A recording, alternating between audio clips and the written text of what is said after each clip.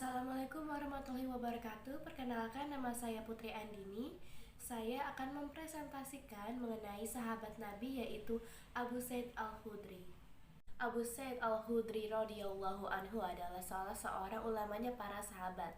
Ia termasuk seorang Ansar yang paling banyak meriwayatkan hadis-hadis Nabi Shallallahu Alaihi Wasallam, bahkan termasuk yang terbanyak riwayatnya di antara sahabat lainnya. Yang pertama, masa Rasulullah.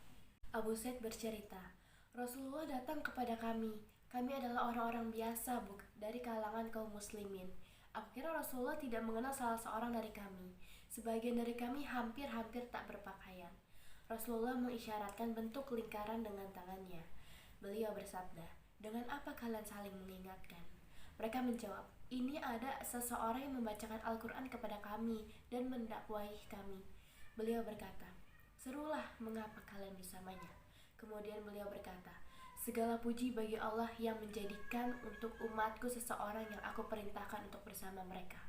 Beliau melanjutkan, berilah kabar gembira pada orang-orang beriman yang miskin bahwa mereka akan lebih dahulu masuk surga dibanding orang-orang kaya pada hari kiamat, kelak dengan lama 5.000 tahun lebih awal.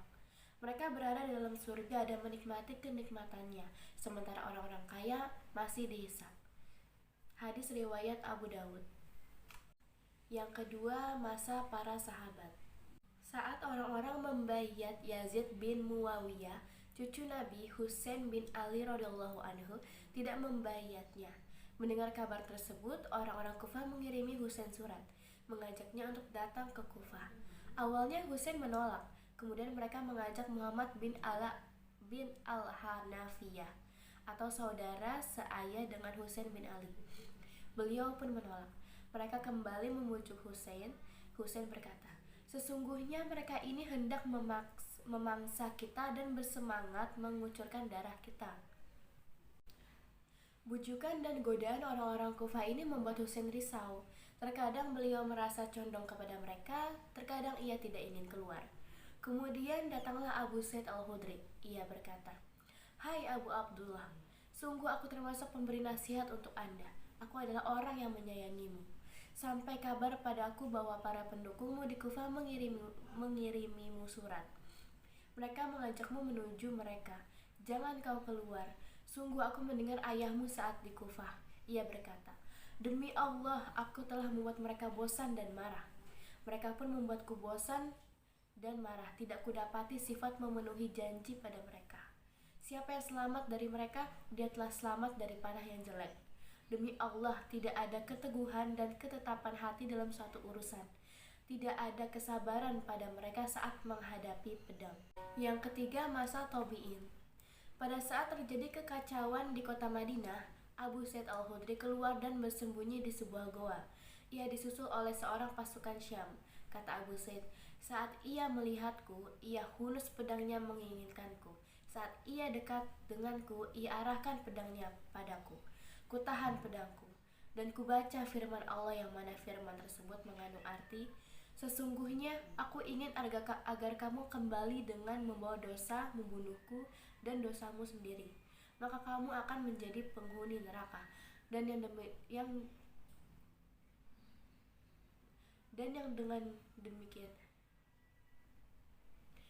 yang demikian itulah pembalasan bagi orang-orang yang zalim. Surah Al-Quran Al-Maidah ayat 29. Mendengar hal itu ia bertanya, siapa Anda? Aku Abu Sa'id Al-Khudri, jawabku. Sahabatnya Rasulullah, tanyanya. Iya, jawabku. Ia pun berlalu dan meninggalkanku. Yang keempat, hadis Abu Sa'id. Telah menceritakan kepada kami Muhammad bin Ubaidillah berkata, telah menceritakan kepada kami Ibrahim bin Sa'd dari Sholih dari Ibnu Syihab dari Abu Umamah bin Sahal bin Hunayf bahwasanya dia mendengar Abu Sa'id Al-Khudri berkata, Rasulullah Shallallahu Alaihi Wasallam bersabda, ketika aku tidur, aku bermimpi melihat orang-orang dihadapkan kepadaku. Mereka mengenakan baju, diantaranya ada yang sampai ke buah dada dan ada yang kurang dari itu. Dan dihadapkan pula kepadaku Umar bin Al-Khattab dan dia mengenakan baju dan menyeretnya. Para sahabat bertanya, apa maksudnya hal demikian menurut engkau ya Rasulullah? Beliau Shallallahu Alaihi Wasallam menjawab, din atau agama. Hadis riwayat Al-Bukhari. Kemudian riwayat berikutnya dari Abu Sa'id Al-Khudri menceritakan bahwa sejumlah para wanita berkata pada Nabi, "Kaum lelaki lebih banyak bergaul denganmu daripada kami, maka jadikanlah suatu hari untuk kami." Nabi menjanjikan mereka suatu hari untuk bertemu dengan mereka guna menasehati dan memerintah mereka. Di antara sabda beliau saat itu, "Tidak ada seorang wanita pun yang ditinggal mati oleh 3 anaknya kecuali yang akan menjadi penghalang baginya di neraka."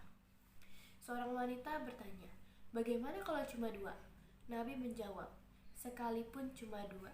Hadis riwayat Al-Bukhari. Al-Khatib Al-Baghdadi berkata tentang Abu Sa'id Al-Khudri, "Dia termasuk sahabat yang paling utama dan penghafal hadis yang banyak."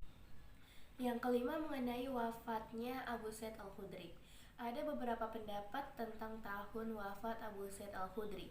Ada yang mengatakan beliau wafat tahun 74 Hijriah. Ada pula yang mengatakan 64 Hijriah. Al-Madaini mengatakan ia wafat tahun 63 Hijriah. Sedangkan Al-Askari mengatakan ia wafat tahun 65 Hijriah. Baik, sekian presentasi dari saya. Wassalamualaikum warahmatullahi wabarakatuh.